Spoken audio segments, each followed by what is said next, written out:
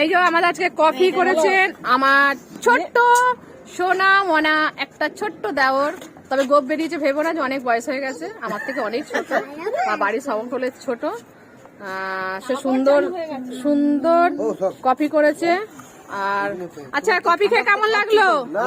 এই শীতের মজাতে কফিটা খেয়ে কেমন লাগছে? খুব ভালো লাগছে। চুমুক দেওয়া হয়নি, তার আগেই বলছে ভালো লাগছে। তার মানে বুঝতেই পারছো তার সেন্টে মানে দারুণ। ভাই বা দাদা করেছে তো খুব ভালো লেগেছে। এই যে কেমন লাগছে?